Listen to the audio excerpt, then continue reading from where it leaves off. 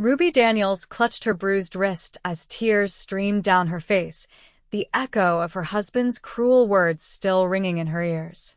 "Worthless woman can't even give me a son," Thomas had spat before storming out of their modest home on the outskirts of Coyote Springs, Arizona Territory, 1885. 3 years of marriage had slowly transformed the once charming man into a bitter, violent stranger who found fault in everything she did. The morning sun filtered through the tattered curtains as Ruby hastily packed her few belongings into a small carpet bag. At 23, she had endured enough. The final beating had come after she'd accidentally burned the biscuits, but his words calling her worthless, useless, a mistake cut deeper than his hands ever could. With trembling fingers, she counted the meager savings she'd hidden beneath a loose floorboard. $12.37. It wasn't much, but it was enough to get away. Ruby glanced at herself in the cracked mirror. Her auburn hair hung limply around her heart-shaped face, and a purpling bruise colored her left cheekbone. The spark that once lit her green eyes had dimmed to almost nothing. She barely recognized herself anymore. "No more," she whispered, determination strengthening her resolve. "I'd rather die alone in the desert than spend another day being called worthless." She penned a short note, not bothering with explanations or apologies. Thomas would be working at the mine until sunset, giving her a head start. Ruby stepped outside, the late May heat immediately enveloping her like a wool blanket. The dusty main road stretched before her, leading toward town and beyond to whatever future she could carve for herself. With her head held high despite the fear coursing through her veins, Ruby Daniels walked away from the only life she'd known since arriving out west as a hopeful bride. The trek into Coyote Springs took nearly 2 hours on foot. By the time Ruby reached the bustling frontier town, her throat was parched and her simple cotton dress clung to her skin with sweat. She attracted curious glances from townsfolk who recognized her as Thomas Daniels' wife, walking alone and carrying a bag. The stagecoach office was her destination, a one-way ticket to anywhere, perhaps California, where a woman might find decent work without too many questions. Ruby kept her head down as she approached the ticket counter. "Afternoon, madam," the clerk said, his eyes lingering on her bruised face before quickly looking away. "Where are you headed today? When's your next departure, and where's it going?" Ruby asked, her voice steadier than she expected. "Got one leaving for Tucson in about an hour. From there, you can connect to points west if you're so inclined." Ruby nodded. "One ticket, please." As she counted out precious dollars from her savings, a commotion erupted outside. Ruby's heart sank as she heard a familiar voice shouting her name. Thomas had discovered her absence much earlier than expected. "Ruby! Ruby Daniels!" His voice boomed through the street. "Where are you, you worthless woman?" She froze, panic rising in her chest. The ticket clerk gave her a sympathetic look, but said nothing as she backed away from the counter, ticket clutched in her trembling hand. There was no way to board the stage without Thomas seeing her. The depot was an open platform with nowhere to hide.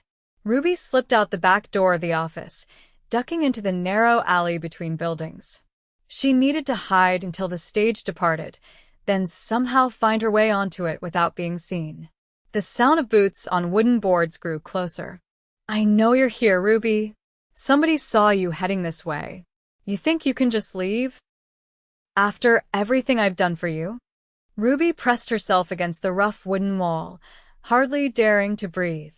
The alleyway offered no escape, one end open to the main street where Thomas was searching, the other to a small yard behind the general store where several horses were hitched. "There you are," Ruby gasped as Thomas appeared at the alley entrance, his face contorted with rage. He advanced toward her, fists clenched at his sides. "Please, Thomas," she pleaded, backing away. "Just let me go." "Let you go?" he sneered. "You're my wife. You don't get to decide when you're done. Now get home before I really lose my temper." Ruby's back hit the opposite wall. There was nowhere left to run. "The lady said she wants to leave," came a deep voice from behind Thomas. Both Ruby and her husband turned toward the source.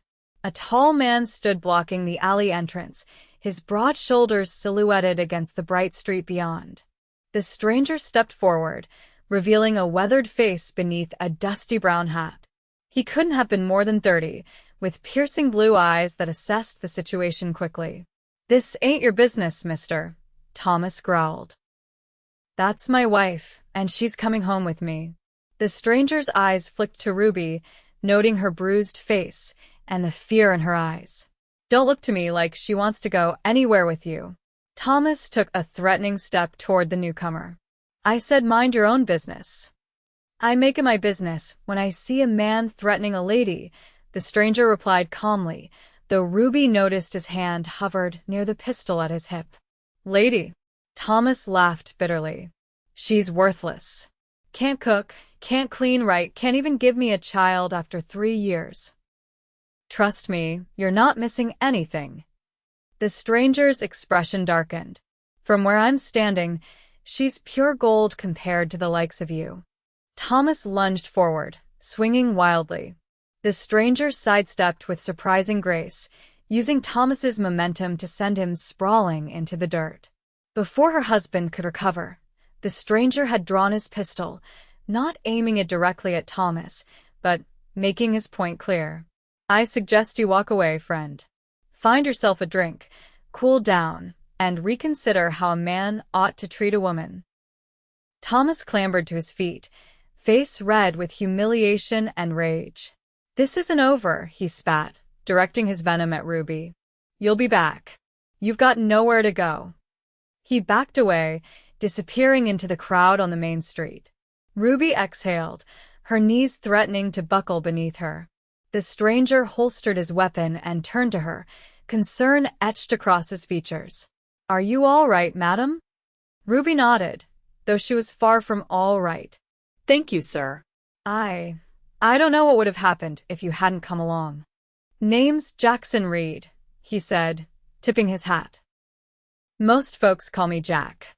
"Ruby Daniels," she replied, then corrected herself. "Just Ruby, I suppose." Jack nodded toward her carpet bag. "You leaving town?" "Trying to," she admitted. "But now he knows, and he'll be watching the stage depot."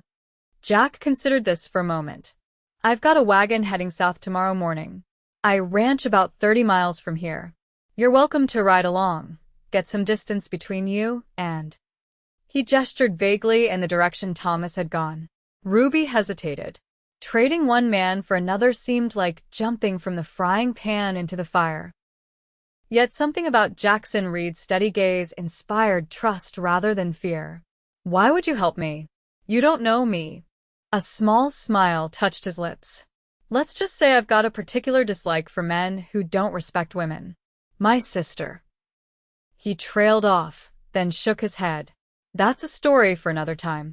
The point is, I can offer you safe passage and a place to stay until you figure out your next move." No strings attached, Ruby weighed her options.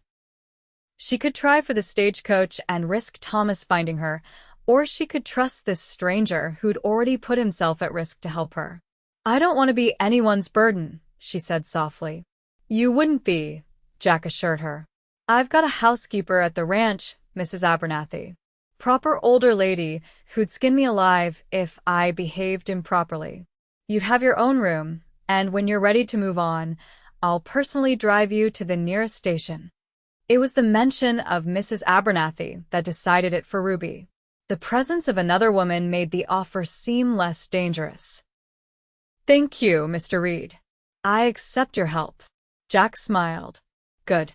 Now, we need to find you somewhere safe to spend the night. Thomas will likely be watching the hotel." "I have a friend," Ruby offered. "Sarah runs the dressmaking shop. She knows about Thomas. She might let me stay in her back room." Jack nodded. "Let's go see Sarah then." They waited until the street cleared before slipping out of the alley. Jack carried Ruby's bag as they walked quickly toward the small shop at the far end of town. To any onlooker, they might have been husband and wife on an afternoon stroll, though Ruby kept her face slightly turned away to hide her bruises.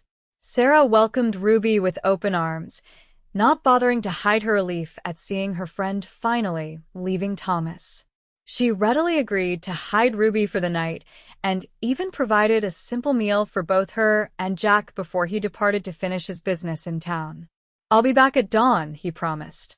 "Try to get some rest." Alone with Sarah in the small back room of the shop, Ruby finally let herself breathe. Her friend asked no questions, but provided a basin of warm water and clean cloths to wash the dust of the day away. "That cowboy," Sarah said as she helped Ruby unpin her hair, "he seems like a good man." "I think he might be," Ruby admitted. "But I've been wrong before." Sarah's expression softened. "Thomas fooled us all with his charm at first. But I've known Jack Reed by reputation for years. He's fair with his ranch hands and honest in his dealings. Never heard a bad word about him." Ruby nodded, too exhausted to think about what tomorrow might bring. For tonight, she was safe, and that was enough. Dawn broke with a gentle knock at the back door of the dressmaking shop. Ruby, who had barely slept, was already dressed and waiting. She bid a tearful goodbye to Sarah, promising to send word when she was settled somewhere safe. Jack waited outside with a loaded wagon, 2 strong horses harnessed and ready. He wore the same clothes as yesterday, practical riding attire, but had clearly washed and shaved. He helped Ruby climb onto the wooden seat beside him. "Any sign of Thomas?" she asked nervously as they pulled away from town. Jack shook his head. "Checked the saloon before coming. Barkeep said he drank himself into a stupor last night. He's probably still sleeping it off." Relief washed over Ruby as Coyote Springs grew smaller behind them. The vastness of the Arizona territory stretched before them, rugged mountains in the distance, sagebrush and cactus dotting the landscape. Despite her uncertain future, Ruby felt something she hadn't experienced in years: hope. As the wagon rolled south, Jack kept a respectful distance beside her on the seat, occasionally pointing out landmarks or sharing brief stories about the area. He didn't pry into her situation, and Ruby appreciated his discretion. By midday, the sun beat down mercilessly.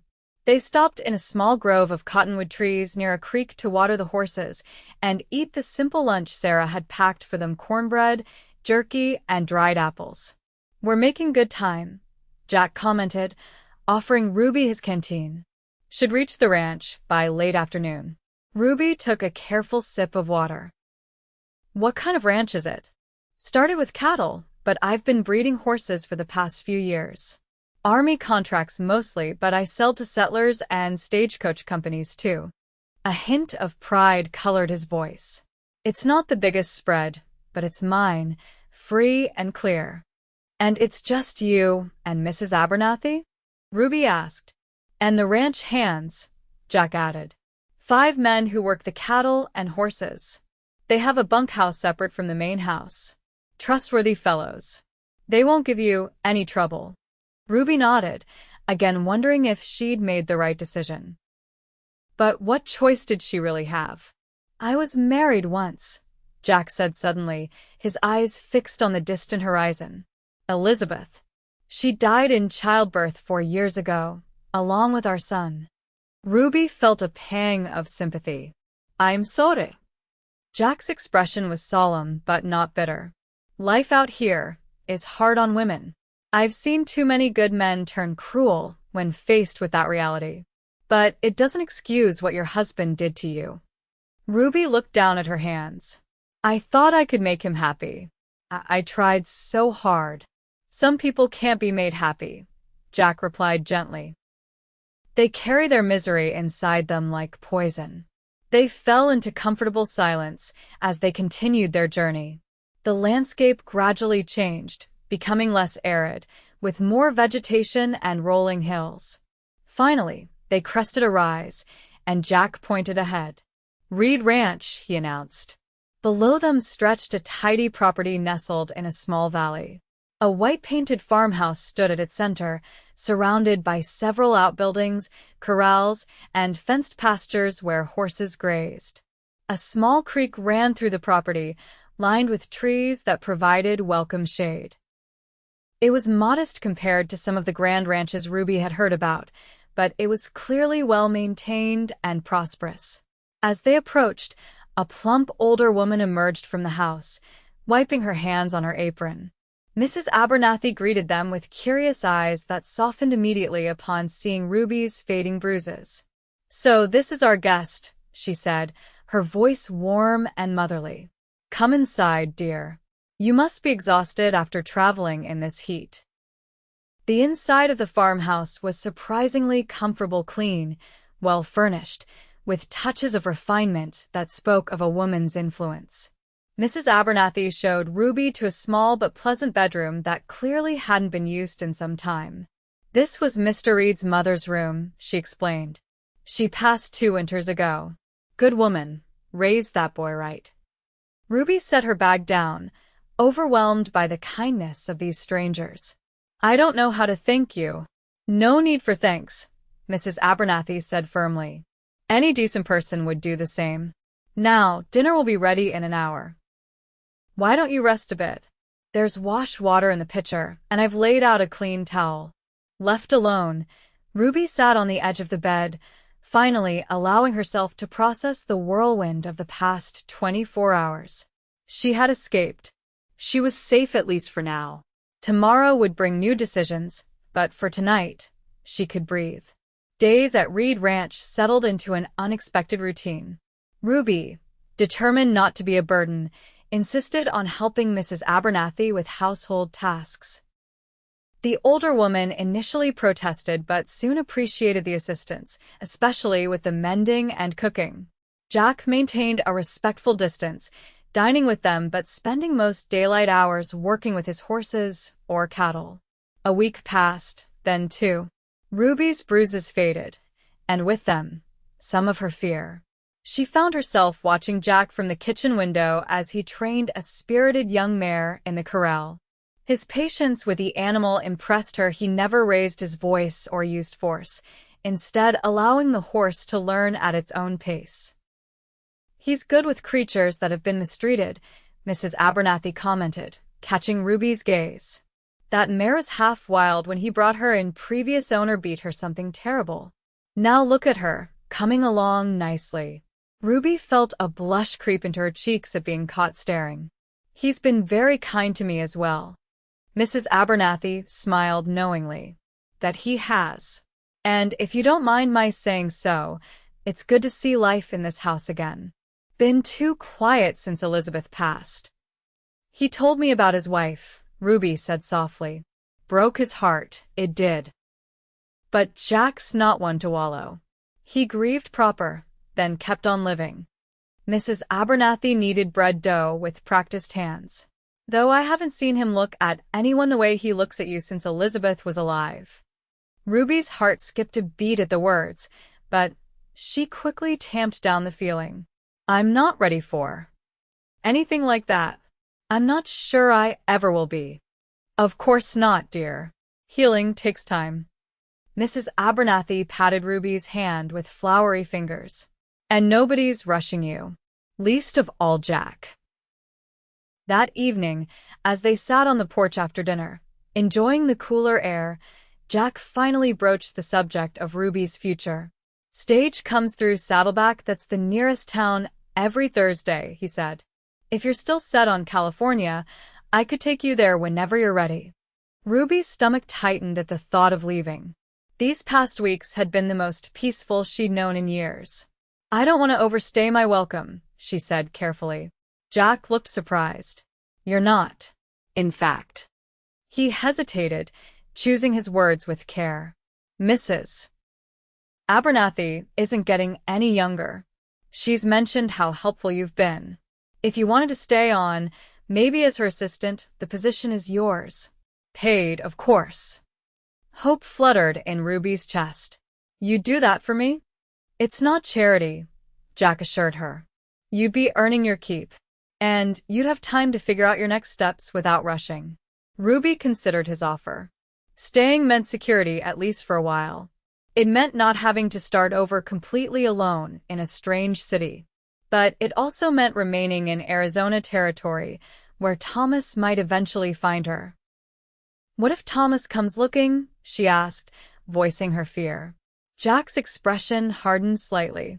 "This is my land. You'd be under my protection here. Besides, Coyote Springs is a fair distance, and he has no reason to come this way." Ruby nodded, making her decision. "Then I accept gratefully. At least until I figure out what comes next." Jack smiled, genuine pleasure lighting his features. "Good. That's real good." Summer progressed into early autumn. Ruby's position at Reed Ranch evolved beyond simply assisting Mrs. Abernathy. She discovered a talent for bookkeeping, helping Jack organize his accounts and correspondence. The ranch hands treated her with respect, tipping their hats whenever she crossed paths with them. And Jack became a friend. They shared evening conversations on the porch, where he told stories of growing up on the frontier, and she cautiously revealed pieces of her own past or childhood in Pennsylvania, her journey west as a mail-order bride full of naive dreams.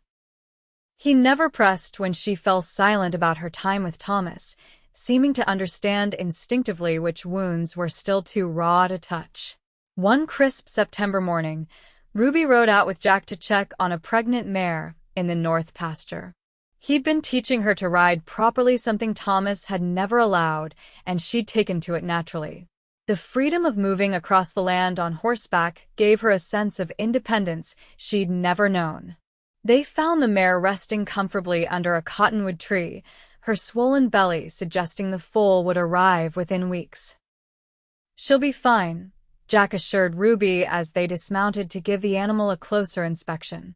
"First-time mothers are always nervous, but she's strong and healthy." Ruby stroked the mare's velvety nose. "What will you name the foal?" "Hadn't thought about it," Jack admitted. "Any suggestions?" "If it's a filly, maybe Hope?" Ruby suggested softly. Jack smiled. "Hope. I like that." As they remounted and turned their horses toward home, Ruby felt a contentment she'd almost forgotten was possible. The landscape around them glowed golden in the autumn light, the air crisp and clean. In that moment, the bruises of her past seemed to belong to someone else entirely. The peaceful rhythm of ranch life was shattered 3 days later. Ruby was hanging laundry in the yard when she heard the sound of an approaching wagon. Visitors were rare at Reed Ranch, especially unexpected ones. She shaded her eyes against the sun, peering at the dust cloud on the road. As the wagon drew closer, her blood ran cold. She recognized the driver immediately, Thomas. Somehow, he had found her. Ruby dropped the wet sheet she was holding and ran toward the house. Jack was in town for supplies, not due back until evening. Mrs. Abernathy was inside preparing lunch, but the ranch hands were scattered across the property, too far to call for help. She burst through the kitchen door, startling Mrs. Abernathy. "It's Thomas," she gasped. "My husband, he's coming up the road." The older woman's expression hardened. "Go to your room and lock the door. I'll handle this." "No," Ruby said, surprising herself with her firmness. "No more hiding. This is my problem. I need to face him." Mrs. Abernathy looked like she wanted to argue, but instead reached for the shotgun that hung above the door. "Then I'll be right beside you." They stepped onto the porch just as Thomas pulled his wagon to a stop in the yard. He looked much as Ruby remembered, tall and lean with dark hair and a handsome face that belied his cruelty. But there was something different about him now, a haggard quality that spoke of hard living. "There you are," he called, jumping down from the wagon. "Been looking all over for you, Ruby." "How did you find me?" she asked, her voice steadier than she felt. "Stagecoach driver mentioned seeing you with some rancher. Asked around, heard about Reed." Thomas took a step forward, stopping when he saw Mrs. Abernathy's shotgun. "Come on now, no need for that. Just come to fetch my wife home." I'm not going anywhere with you, Thomas, Ruby said clearly. Thomas's face darkened. You don't get to decide that. You're my wife before God and the law. A wife you beat and called worthless, Mrs. Abernathy interjected coldly. A wife who has every right to leave a man like you. Stay out of this, old woman, Thomas snarled. His attention returned to Ruby. I've changed, Ruby. Been sober 2 months now. Got a better job at the mine, foreman position. Things will be different, I swear it. Ruby might have believed him once, might have been desperate enough for his approval to accept his empty promises. But not anymore. Not after tasting freedom and kindness. No, Thomas. I'm not coming back. Not now, not ever. Rage flashed across his face, the mask of contrition dropping away. You ungrateful, he surged forward, but Mrs. Abernathy raised the shotgun higher. One more step, and I'll blast you back to Sunday, she warned. Thomas froze, then laughed bitterly. So that's how it is?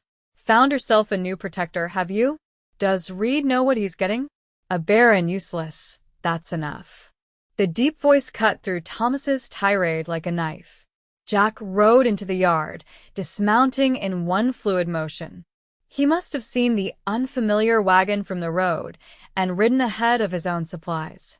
Thomas turned to face the newcomer, recognition dawning in his eyes. Reed. Should have known you'd be after what's mine. Jack positioned himself between Thomas and the porch where Ruby stood. Mrs. Daniels works for me, nothing more. But she's under my protection, and I'm asking you politely to leave my property. She's my wife, Thomas insisted. I have rights. Rights you forfeited when you raised your hand to her, Jack replied evenly. Now, I won't ask again. Thomas's hand twitched toward his belt, where Ruby knew he carried a knife. You think you can just take another man's wife? Nobody took me, Ruby called out, finding courage in Jack's steady presence. I left. There's a difference. Jack never took his eyes off Thomas. You heard the lady.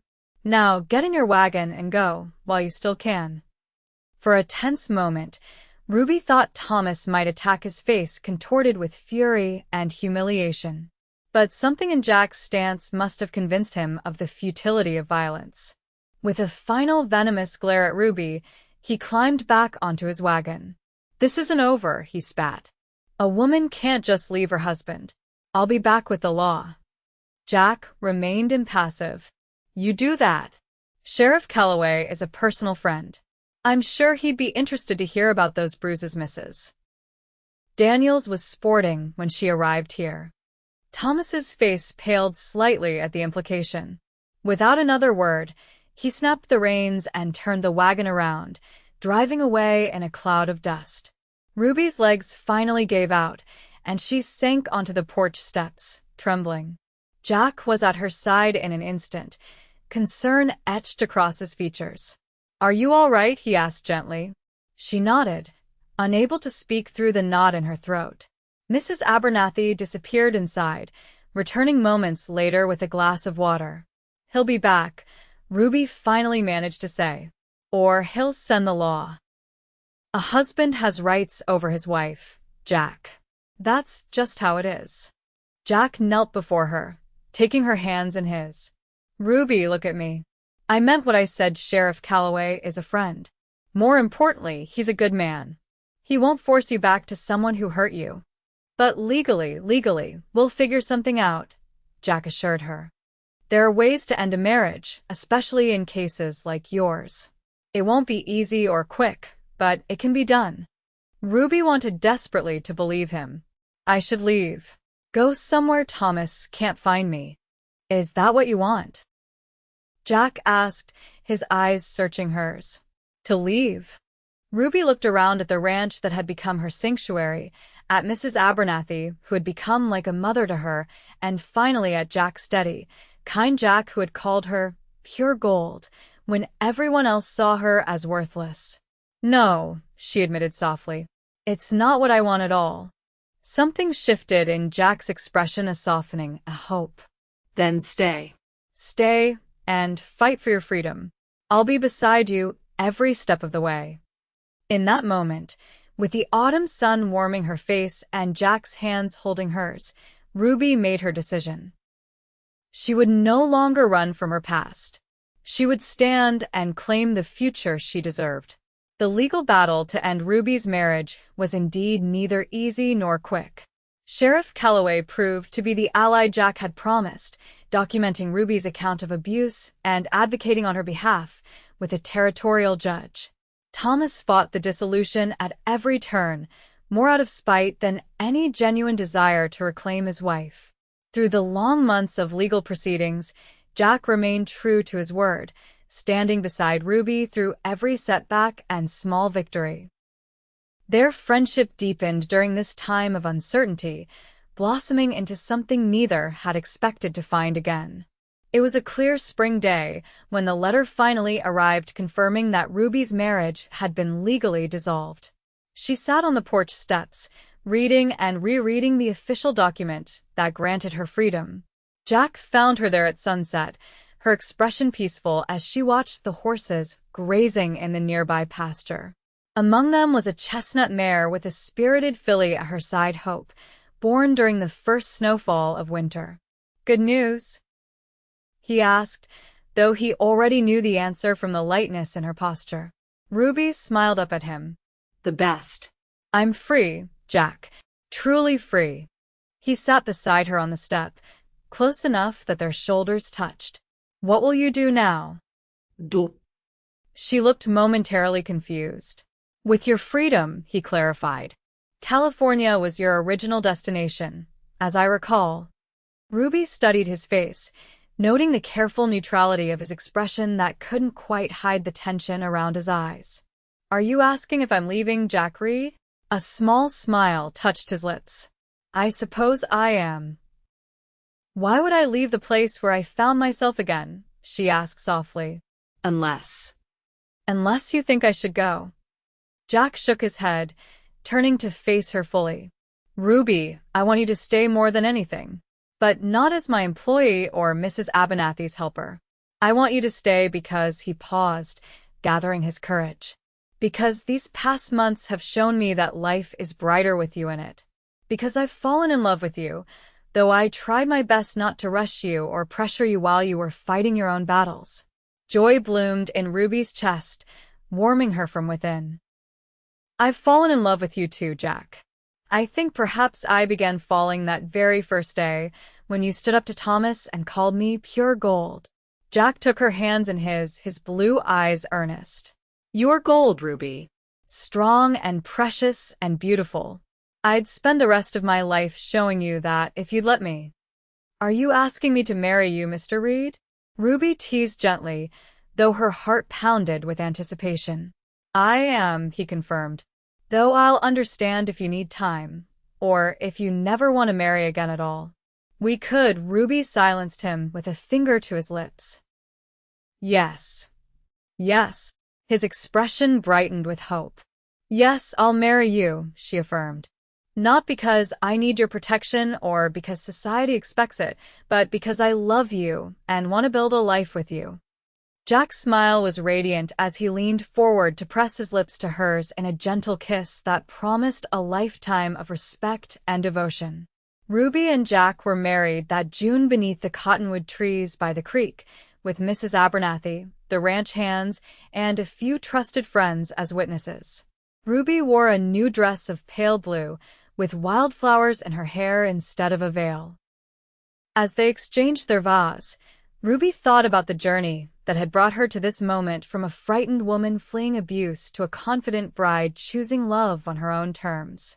She had discovered her own worth in the process, learning that she was indeed pure gold, just as Jack had seen from the beginning. 2 years later, Ruby gave birth to a daughter they named Elizabeth Hope Reed, followed by a son, Daniel Jackson Reed, 18 months after that. Reed Ranch prospered under their joint stewardship, becoming known throughout the territory for its fine horses and generous hospitality. Thomas Daniels eventually left Coyote Springs, his bitterness driving him further west. Ruby heard he died in a mining accident in California, and while she felt no joy at the news, she felt no sorrow either, only a quiet acknowledgement that her past no longer held power over her present or future. On their 10th wedding anniversary, Jack presented Ruby with a gold locket engraved with their initials. Inside was a tiny portrait of their family: Jack, Ruby, and their 3 children, the youngest being Sarah Grace, just 6 months old. "Pure gold," Jack whispered as he fastened it around her neck. "Just like you." Ruby smiled, touching the locket that rested against her heart. "And just like what we've built together." As the sun set over the ranch that had become her true home, Ruby Daniels Reed knew with absolute certainty that she had found not just safety or security, but genuine happiness. The woman who had once been called worthless had discovered her incalculable value in the eyes of a good man and, more importantly, in her own heart.